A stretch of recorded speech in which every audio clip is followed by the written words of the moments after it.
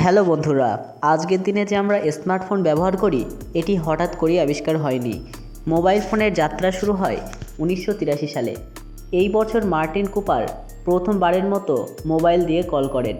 এরপর 1983 সালে বাজারে আসে বিশ্বের প্রথম কমার্শিয়াল মোবাইল মোটরোলা 8000X। এটি ছিল বড় এবং ভারী। 1992 সালে আসে IBM সিমন, বিশ্বের প্রথম স্মার্টফোনের ধারণা, যেখানে ক্যালেন্ডার ও নোট ছিল। 1996 সাল থেকে 1999 সালে জনপ্রিয় হয় নোকিয়া 1011, নোকিয়া 3210।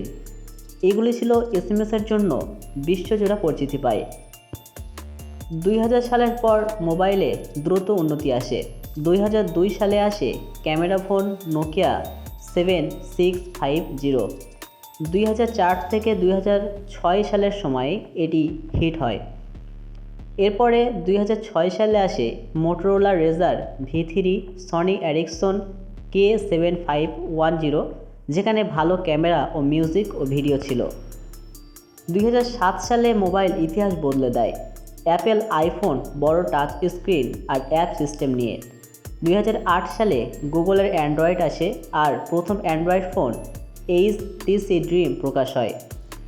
2010 সালের পর স্মার্টফোনে যোগ হয় শক্তিশালী feature, Samsung Galaxy S series যেটি 2010 সালে লঞ্চ হয় এবং আইফোন 4 যেটি 2010 সালে লঞ্চ হয়। 4G network, front camera, video call, fingerprint sensor এই সময় জনপ্রিয় হয়। আজকের বাজারে স্যামসাং গ্যালাক্সি S25 আলট্রা থেকে শুরু করে আইফোন 17 প্রো ম্যাক্স দিয়ে ছবি, ভিডিও, ইন্টারনেট, ব্যাংকিং সব কিছু এক ডিভাইসে করে দিচ্ছে। বর্তমান 2025 সালে AI ফিচারযুক্ত স্মার্টফোন বাজারে আসছে।